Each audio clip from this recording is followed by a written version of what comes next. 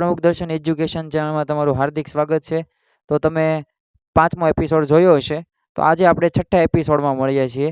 હવે 6થા એપિસોડની અંદર mind map સિરીઝનો 6થા એપિસોડનો topic છે સામાજિક વિજ્ઞાનનો એક ટોપિક લીધો છે અને જે બંધારણમાં એક ટોપિક આવે છે લોકસભા અને રાજ્યસભા. ડિટેલથી આ માઇન્ડ મેપ સિરીઝમાં નથી વિડીયો અત્યારે આ લોકસભા રાજ્યસભા, પણ બેઝિક પ્રસ્તાવના તમને થોડીક ખબર હોય કે લોકસભા શું છે, રાજ્યસભા શું છે, રાજ્યની અંદર વિધાન પરિષદ શું આવે, વિધાનસભા શું છે, આ પ્રસ્તાવના આપણે આ માઇન્ડ મેપ સિરીઝમાં જોવાનું છે. તો આજે આપણે અભ્યાસ કરશું લોકસભા અને રાજ્યસભા. તો આપણને બધાને પ્રશ્ન થાય કે આ લોકસભા એટલે શું અને રાજ્યસભા એટલે શું. તો એની કાંઈ સ્પેસિફિક કોઈ વ્યાખ્યા નથી, પણ આપણે એમ કહીએ કે 5 વર્ષ દરમિયાન તમે કોઈ પણ પક્ષને મત દો અને એ 5 વર્ષ સુધી શાસન કરે છે તો એ લોકસભામાં આવે. હા, તો આ શું થઈ ગયું, એક પ્રકારનું આપણી લોકસભાની વ્યવસ્થા થઈ ગઈ. રાજ્યસભામાં આવું જ છે, પણ આપણે કોઈ પણ પ્રકારની ચૂંટણી કરતા નથી. એટલે લોકસભા અને રાજ્યસભામાં આટલો તફાવત છે. બીજું કે લોકસભા રહ્યું તો એ કાયમી ગૃહ નથી. એ કેવું ગૃહ છે, થોડુંક મર્યાદિત, એટલે કે 5 વર્ષ દરમિયાનનું. જ્યારે રાજ્યસભા કાયમી ગૃહ છે, તો ત્યાં નિવૃત્તિ થાય છે, પણ કેટલા વર્ષે થાય, કેટલા અંશમાં છેદમાં થાય, તો આ આપણે જોશું. તો આવી રીતના આપણે લોકસભા અને રાજ્યસભાનું થોડુંક બેઝિક પ્રસ્તાવના ખબર છે. બીજું કે આપણે આ દેશમાં જરૂર શા માટે પડી, યાદ રાખજો. આની પહેલા સરકારના અંગો મેં તમને શીખવાડ્યા હતા. એમાં રાષ્ટ્રપતિ, એમાં ધારાકીય, કારોબારી અને ન્યાયતંત્ર. એમાં ધારાકીયમાં આ બંનેનો સમાવેશ થતો, યાદ હોય તો, લોકસભા અને રાજ્યસભા. તો લોકસભા અને રાજ્યસભાનું કામ શું છે? કોઈ પણ પ્રકારના દેશમાં જે વ્યવસ્થા ચાલે છે એમાં કાયદા બનાવવા, સુધારા વધારા કરવા, અથવા તો કોઈ પણ તમારે રાજ્યમાં કે જે તે ગામમાં પ્રશ્ન હોય એ અહીંયા રજૂઆત થાય. યાદ રાખજો, લોકસભાની અંદર બધા રાજ્યની અલગ અલગ બેઠકો હોય. રાજ્યસભામાં તે આવું જ કંઈક હોય છે.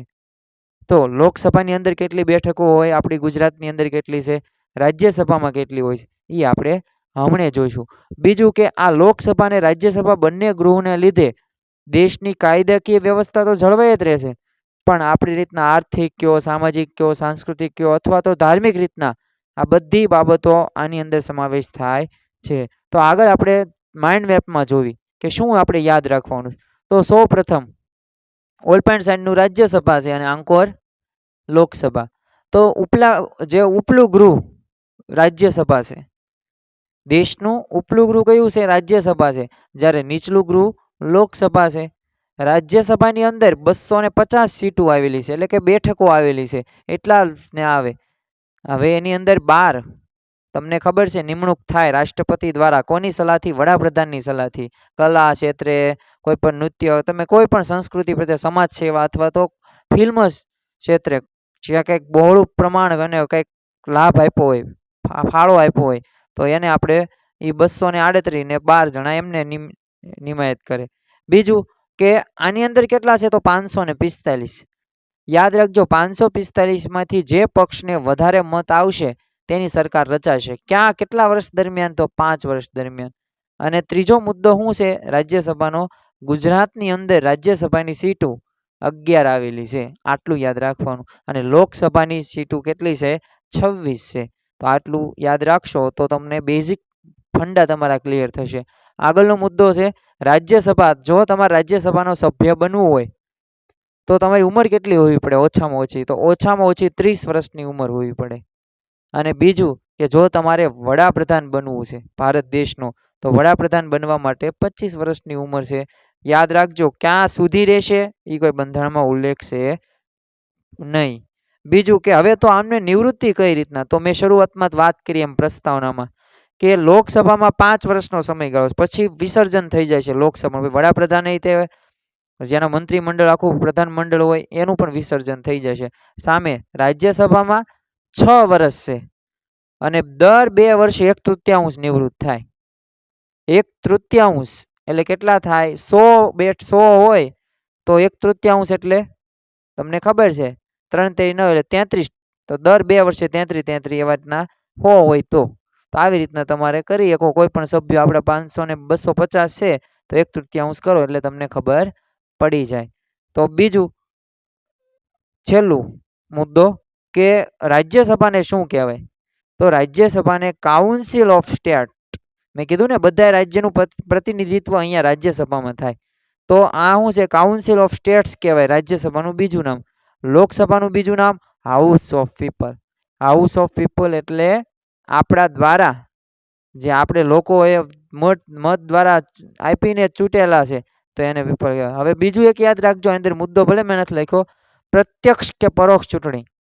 તો યાદ રાખજો કે રાજ્યસભાની ચૂંટણી પરોક્ષ રીતના થાય. આપણે જે નિમા છે એ ત્યાં ચૂંટણી કરશે, એટલે આપણે મત સીધો દેતા નથી, એને પરોક્ષ કહેવાય. અને જ્યારે લોકસભામાં પ્રત્યક્ષ ચૂંટણી થાય, એટલે કે આપણા દ્વારા લોકો ચૂંટાય. તો આટલું યાદ રાખવાનું. તો બસ આટલું લોકસભા અને રાજ્યસભામાં બેઝિક તમને યાદ હોય તો પછી ચેપ્ટર ગમે એ હોય તમને બધા મુદ્દા આવડે. હવે આની અંદર તમે હજે ઉમેરી શકો કોમનમાં કે આની લાયકાતો શું, રાજ્યસભાને અને લોકસભાનો સભ્ય તમારે બનવું છે તો શું તમારે જોશે? તો એની અંદર તમારે યાદ રાખવાનું, શું યાદ રાખવાનું કે ખાસ કરીને રાજ્યસભાનો સભ્ય બનવા માટે અસ્થિર મગજનો ન હોવો જોઈએ, ભારતનો નાગરિક હોવો જોઈએ, કોઈ પણ સરકારનો સવેતન કર્મચારી ન હોવો જોઈએ, એટલે સરકારી પગારદાર ન હોવો જોઈએ.